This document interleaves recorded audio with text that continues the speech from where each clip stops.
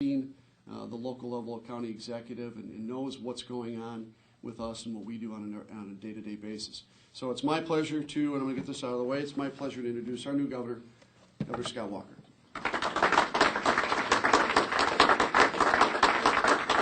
Thank you. Thanks very much. Oh, thanks. Thank you, Dan. Yeah, in fact, I think the last time I met with many folks collectively as part of this group was, John, down in your fine community, just off the lakefront. And it is good to be back. It's kind of fun this week, and Dan, I'm not saying this to rub it in a little bit, but Mayor Nichols and I and Mayor Schmidt had a little bit of fun on Tuesday. The president, when he was over at Orion, joked that I think what he said about in the first hour he already got 3 jerseys. We each gave him a collectively different one. I think you gave him a Rogers number with his name on it. I gave him a number 1 with his name on it. And Schmidt actually went to pick up I had the Packers make a special one with Obama and the number 1 on it. So Jim Schmidt was good enough to stop by over at Lambeau Field to pick it up. And so he thought he'd get one too, and he got a Woodson jersey, and Woodson was in the locker room. So he talked to Charles. He's known Charles for a while. And Charles signed it, but of course the great part was at the bottom he said, "See you at the White House." Which if you don't follow the sports center like my kids do, obviously when the president talked about the Bears winning that NFC Championship game, Woodson's big rallying cry was, "Well, we'll tell the president we're going to see him at the White House." So it was kind of fun. I laughed too after Tuesday night when you think about the efforts that have been made in Washington to bring Republicans and Democrats together, at least in a seating chart, sitting together at the State of the Union address. I was kidding with Senators Miller and Erpenbach right before the president came in Manitowoc that we don't need a seating chart for that. All we need are the Green Bay Packers, because it's a pretty universal. In fact, Dave Hansen, Senator Hansen, asked me the other day about illuminating the Capitol. It's actually through a panel that's chaired by Senator Risser, so we called Fred Risser, and he sent me back a note the other day. They've given the go-ahead, and so starting Monday night, the dome won't be illuminated in white, it'll be illuminated in green and gold, which is a nice contrast to the fact that Mayor Quinn sometime this week has to put, or excuse me, Governor Quinn sometime this week has to put up a flag of the Green Bay Packers over the dome in Springfield, because that was part of the losing bet. So it's a pretty good deal. So be careful what you bet on. I just thank God every day, not only as a Packers fan, but just the options of the electorate not turning on me. Can you only imagine what it would be like if there had been a Chicago Bears flag up over the dome here? I think I'd have people storming the Capitol. But that aside, obviously it's a lot of fun, a lot of optimism. I was on Wisconsin Public Radio this morning, and I said that more than anything is just kind of an energy boost for all of us to be able to talk about that and have something positive to talk about. We're going to talk about some more things and give you a little preview of what we're going to talk about Tuesday night as well in the state of the state. First off, though, I should tell you as well that I think you'll be pleased, if you haven't already noticed, in our administration, there are a number of mayors and former mayors who are a part of our team. In fact, Paul Jane, who's been a few years out, the last several years as the Chamber of Commerce Director in Green Bay, but of course was the Green Bay Mayor many years ago. Before that, the Personnel Director, so even though he's the Secretary of Commerce, spent a fair amount of time talking to him about wage and benefit reform and other issues, which I know is very important to all of you as it is to me, and we're going to talk about in a minute. You look at Dave Ross, excuse me, who's been a spectacular mayor in Superior for a couple terms, is now the head of the Department of Regulation and Licensing.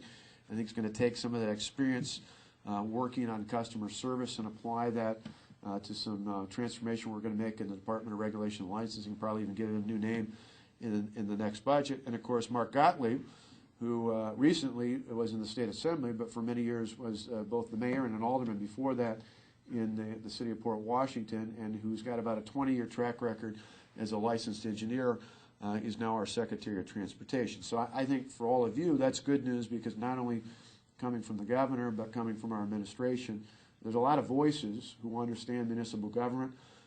Certainly, Secretary Gottlieb, when he was in the legislature, was pushing forward some MEDAR reform and some other issues.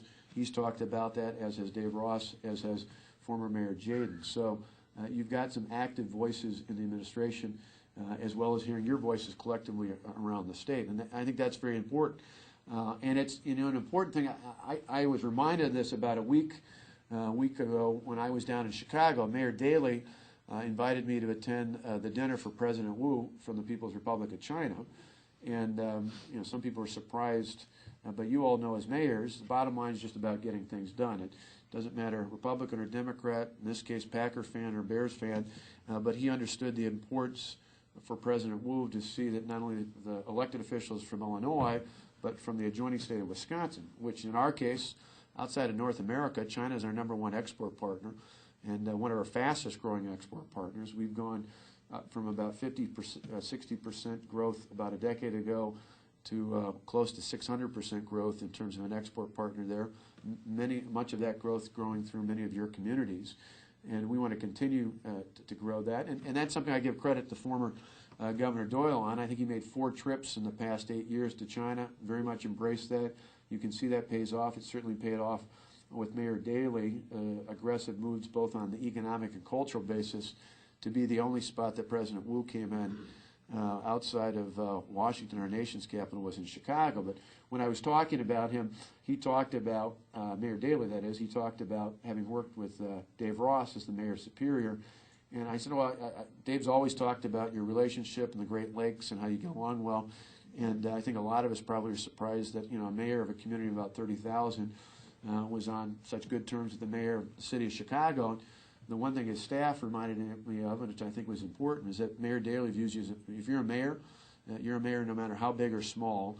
He understands the importance of the duties of being a mayor and how that's directly linked to the people, and probably the most direct, even more so than a county executive or any other local office. The buck stops with all of you in terms of services, some of the most important services. And so hats off for your service to each of your respective communities around the state.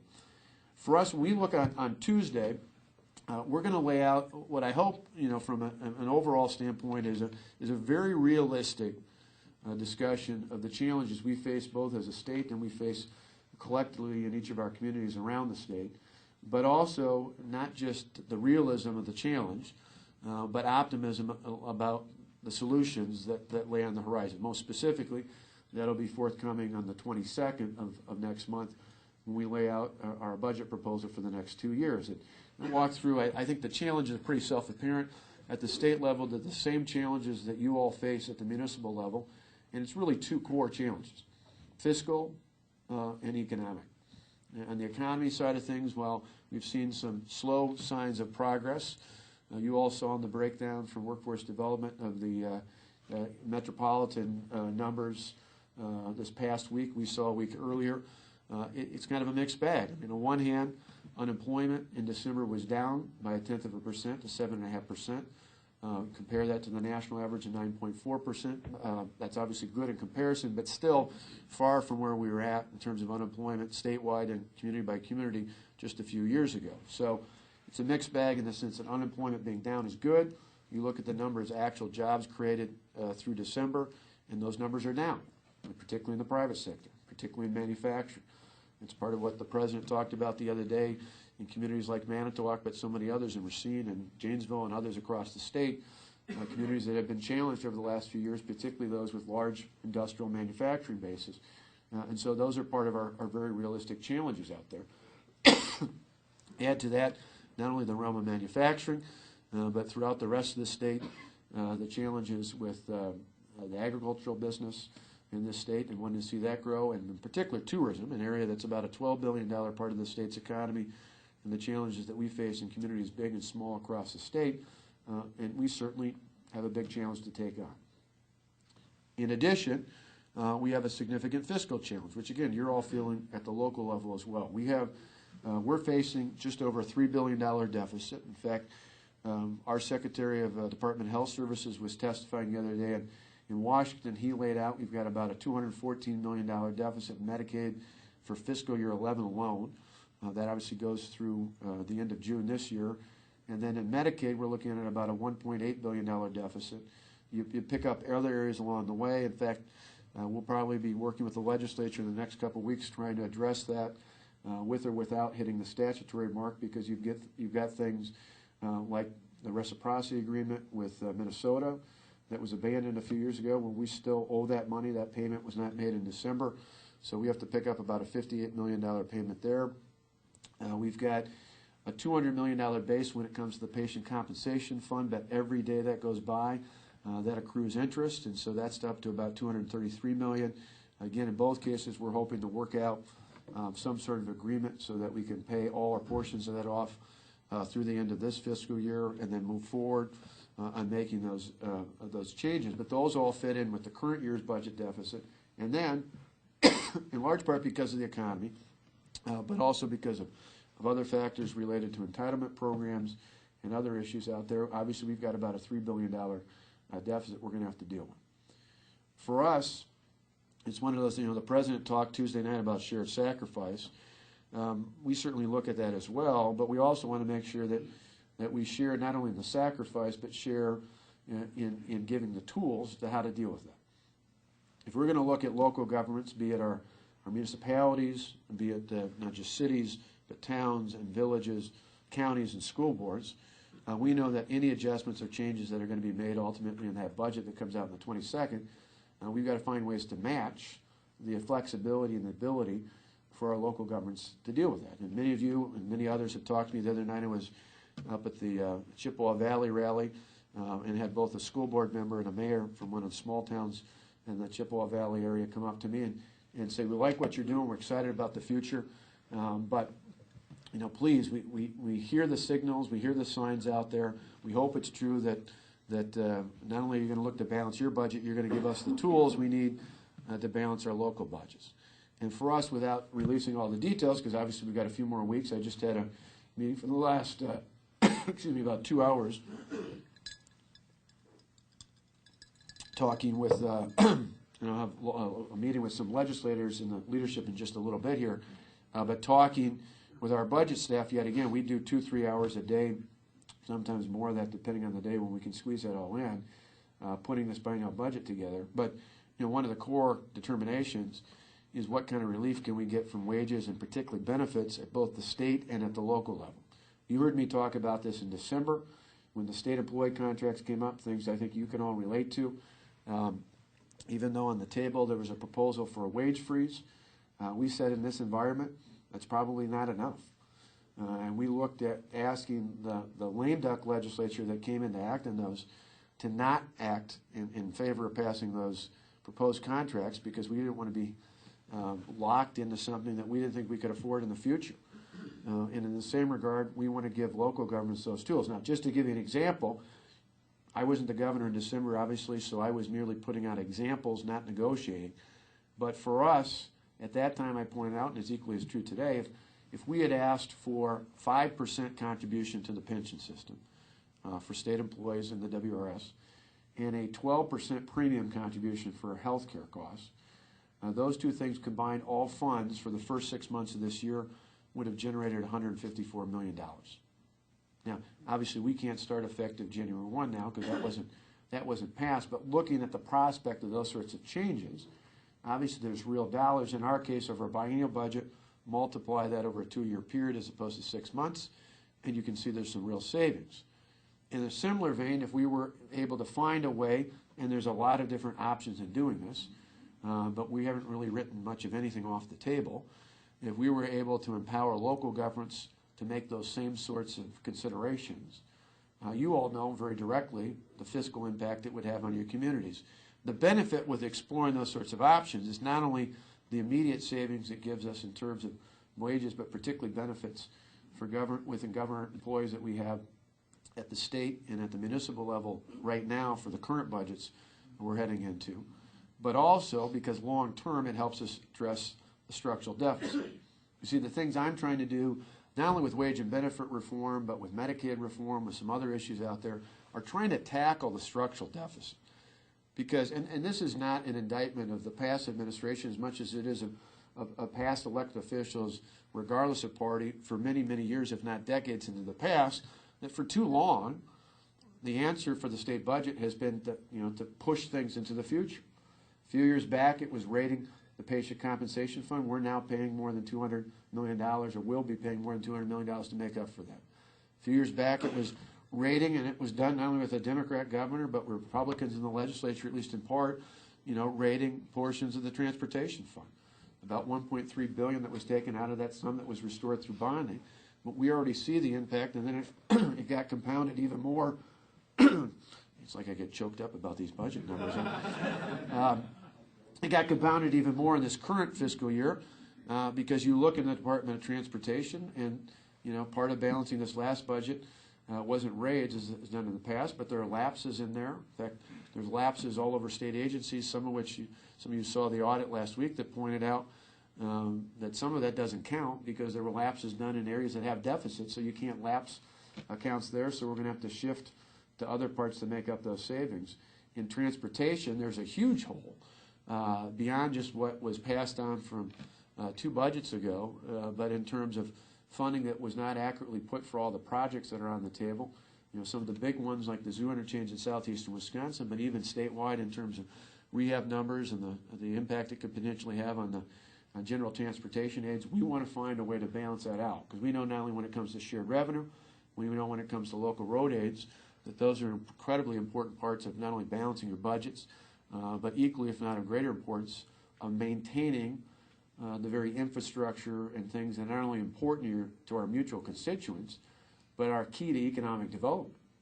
We know I was just down about a week and a half ago in Rock County talking about Rock County 5.0 and transportation, in that case very specifically with I-9039, but also with our local roads and streets and town roads and other components out there. Having a strong infrastructure system is not only important from a transportation standpoint, it's vitally important in terms of attracting, retaining, and growing jobs here in the state of Wisconsin. So all that ties into where we're going with the budget. We're looking for ways, not only in terms of outright relief and state mandates, but also in terms of things with the collective bargaining process, looking at ways that we can empower not only the state, but local governments to be able to make the changes that not only help you balance the budgets as we face today and in the next couple of years, but long-term help address that structural deficit. Long-term help deal with things that are compounding portions of my state budget and certainly a part of your local budgets. And I know that for all the years I was at the county, there was no doubt about it. I mean, the biggest thing I needed to get under control was the growth in my benefit structure. Certainly retirement, but in particular on the healthcare side. And not having a way to control that meant that more and more got squeezed out of the other vital services that the people I represented depended on. And I know those are core issues because I've heard not only collectively from all of you, but I've heard from many of you individually about that concern. And that's something, without laying out all the details and getting ahead of the budget address, certainly that's something we're very committed to doing. The other part on the economic component. I've spent the last couple of weeks very aggressively pushing. In fact, it's hard to believe it's less than 4 weeks in. I had an Associated Press reporter did a nice story last week that got picked up nationally. And one of the interesting questions was, you've got a situation here where, as of yesterday, I'd already signed 2 bills into law. The Senate sent me another couple yesterday. On Monday, I'll probably have signed a couple more and a couple more at the end of next week. It's less than a month in, and we're already taking this kind of aggressive action at a time when most governors and most new lawmakers, have barely even moved into the office. Most other states, the governor's still trying to find the bathroom and unpack the boxes, and here we're already 3 weeks into a special session on jobs. Well, again, at the forefront of not only municipal services, but John and I were talking about a project down in Racine that's coming up, but at the forefront of trying to help generate and stimulate economic development in your communities. You know how vitally important it is to get things moving here. And people said, a lot of big issues, why are you rushing these through? I said, it's real simple. I spent about 2 years in a job interview talking to people all across the state, and as part of it, I said, like the CEO or someone seeking to be a CEO of a company that was in trouble, I said, we got an economic crisis in this state. And I laid out what I thought we should do. And so to me, if you're taking over a troubled company, you don't wait 6 months or a year to do it. You do it as quickly and as rapidly and aggressively as you can. And that is precisely what we've done. And you may, hopefully agree with most of what we've done. In some cases, you may not agree with bits and pieces. But you won't doubt that we're taking this seriously in terms of moving an agenda forward that makes it easier to do business in this state. We were in Beloit that day a week and a half ago. We did something very symbolic, but I think we followed up with the substance. We put up new signs in Beloit, and then we went over by Dubuque, and we went to Hudson, and ended up in Superior that night, all around the state. And in the place of the signs that used to have the name for years of all the previous governors, when you come into the state of Wisconsin, we replaced them with a shingle that says open for business. And that was part of the symbolic change. But we tried to match it up over the last couple of weeks with substantive changes to show employers here and across the state, and for that matter across the country, that things have changed. We're heading in a new direction. We're making it easier by lowering the cost of doing business in this state. Those are things that will get attention. Those are things that make a meaningful difference. But we also know that in the end, and again, why Paul Jaden's such a great pick for Secretary of Commerce, is because we know that the state itself can't do it. We can create a better business climate in terms of things like taxes and regulation and litigation costs, and to a certain extent some relief when it comes to health care costs. But we also know that we need to be working on the forefront with the people across the state who day in and day out are talking to employers in your given communities about the prospect of growing, or in some cases even coming in to your given communities. And it's something I've talked extensively to Paul Jaden about before he became the secretary, and even more so since then, is that we need to be partners between the state, our local governments, the local economic development corporations, and in the larger context, the 7 regional economic development efforts in this state, and really view those as extensions of our overall state strategy. Because we know, whether it's the New North or the M7, Momentum West, you name it, that attacking things on a regional basis is really, I think, ultimately the best way to go. Because what is an impact in one part of the state might not have the same impact in another part. And that's fine. That's good. But we need to be a partner that doesn't say state government and the Department of Commerce addresses things as a one-size-fits-all type approach, but instead views things as, let's work with you on a regional basis, and let's break it down all the way down to communities, and let's make sure our Department of Commerce, and for that matter, every other state agency, views their goal as working with local governments as the key link, as the key partnership in moving forward economic development.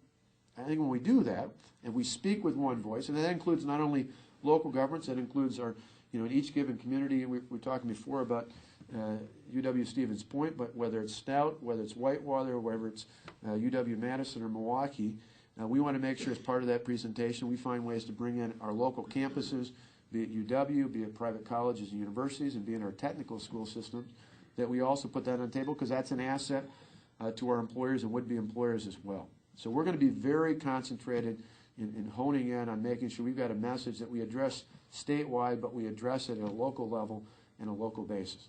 The last thing I'll just tell you, and then I'll open up for a quick question or two, and then I apologize, I've got to run over and meet with Scott and Jeff Fitzgerald on part of the upcoming budget issues. But the one other thing is, I mentioned a lot about Jay, but really every state agency, DNR, transportation, you name it, we look to have a partnership that goes even beyond just economic development, and make sure that the rules and regulations that go in place, both through the statutes and those through the administrative code process, are reflective of accounting for local control and making it easier for you to do business in your given communities. It's why, for example, we're going to try and figure out, just as one example, try and figure out some ways to leverage some balance when it comes to previous mandates like phosphorus and the tremendous impact that has on the cost when it comes to wastewater treatment in each of your given communities. That's an issue not only for mayors, but obviously for towns and villages and others out there. It doesn't mean we don't want clean water, and I don't think any of you would say that you don't want clean water.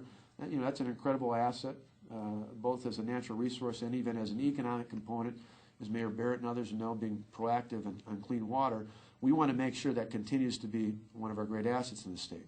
But we also got to make sure that in doing that, in ensuring that, whether it's with phosphorus or other issues related to water, that we aren't imposing undue and unnecessary economic burdens on our local governments. And so when we put in place, or when the state legislature passes things and then ask our agencies to put out administrative rules, one of the changes I propose is a cost-benefit analysis as part of the rulemaking process, which includes not only the private sector but includes local government impacts, so that we see firsthand and know and really are forced to the table to try and account for what the costs are going to be on local governments as well as other entities when rules are going forward. We want to be aggressive on that. We think that's a good way of ensuring and really codifying that partnership between the state and the local government. So a lot of things I talked about. I got to go in just a minute or two here, but I should quickly take a couple questions we got.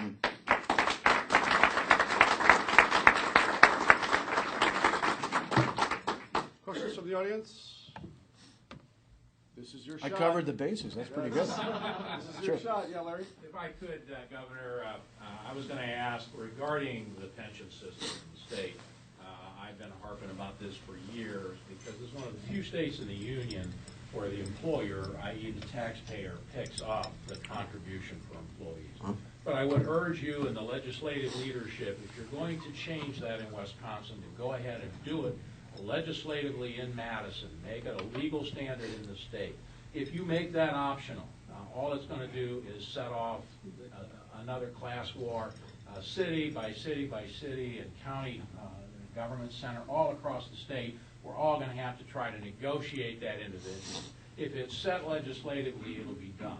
Work with the pension system, find out what a fair proportion of the cost is for our employees, set it, preclude employers from picking that up, and it'll be done. It'll automatically be implemented. It'll be a huge help in all of our budgets. We've looked at that alone in the city of Beloit. We're far from the biggest operation in the state. It's something like $700,000 a year in our general fund alone. So it would be a huge help if that could get done. But I was just going to offer that suggestion. Thank you very much for some of the initiatives you've undertaken. Some of the stuff will help us tremendously with cost management. We appreciate it. Excellent. It's our pleasure. There's no doubt about now. I'll tell you on the one part on the upside, and there's no doubt. I'm pretty transparent. So it's after the contracts were debated in December, the media was kind of surprised. I said, I'll tell you what I think the problem is. I'll tell you what I think the solution is. There's not much of a hidden agenda. It's pretty easy to figure out where I'm headed.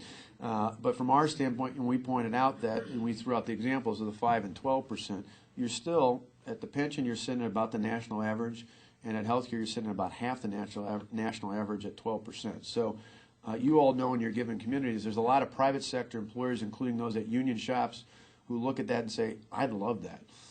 I'd love to only pay 5 and 12% for my retirement and health care benefits. So it's not like we're putting an unfair burden. And I've said repeatedly, it's not. I'm not disparaging public employees. I think at both the local and at the state level, I've seen some of the finest people in the workforce and people who are true public servants, and I think that's the overwhelming majority. But like those from near Mercury Marine or Kohler or Harley Davidson or any number of other companies have seen, keep people working in the private sector. Workers at those individual companies have made sacrifices to ensure everybody was on the job and not losing their jobs. And I think in this time of a fiscal crisis that we face at both the state and the local level, it's reasonable for us to consider those sorts of options and those sorts of changes. The upbeat side is, unlike our neighbors to the south, our pension system in the state, the good thing to remind people, is 100% funded. In Illinois, in Springfield, they only funded it at 54%.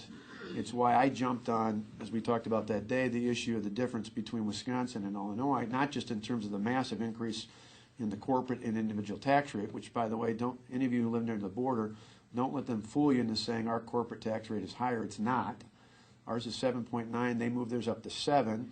But when they replaced personal property taxes years ago, they added a surcharge of 2.5% on top of corporations. So the effective tax rate is 9.5% there. But I said the real problem, it's easy to see the difference in the tax rates. The real problem for employers in Illinois and why it should be attractive to come north into Wisconsin now is their government failed to make tough decisions to fix things like their pension problem. And so it's only a matter of time. It's a year or two, probably at no more, before they come back and either have to massively raise taxes or make some just unconscionable cuts in terms of their state budget because they failed to make the tough decisions. And we're going to do that in this budget. And part of it means taking care of a part of the budget that for all of us tends to compound every time we fail to include everybody in the mix of helping pay for a portion of retirement and health care costs. Any last one? Do one more. Let's see. Well, Time of the century here. Sure. Go ahead. Oh, go ahead. No, go ahead. The last comment you made before you took the question, you talked about phosphorus control. Yeah. Really appreciate that. Yeah. The city of Oshkosh alone be paying $30 million for that. So you can just multiply that by every other city and community here in the state. The cost-benefit analysis, while you go over to see the Fitzgeralds, encourage them that with legislation that gets analyzed, the Legislative Fiscal Bureau so often comes up with unknown fiscal impact. And we know that there is a fiscal impact, especially to our communities. To have the Legislative Fiscal Bureau include that full-blown analysis that you're talking about would really help us. And really paint a true picture of how this legislation is going to impact us throughout the state. Thank you. Amen. Mayor, we'll give you the last one, Go huh? ahead, Mayor. Well, any insight, since we're all here, any insight on shared revenues?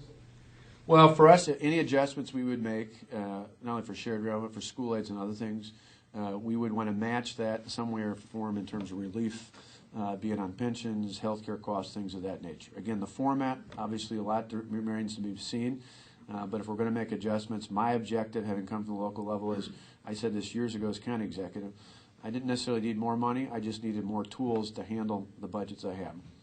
Obviously, everybody would love to have the same or more. I don't discount you for asking for that, but as an offshoot, we want to give you the tools to be able to balance any adjustments we might make in the state budget.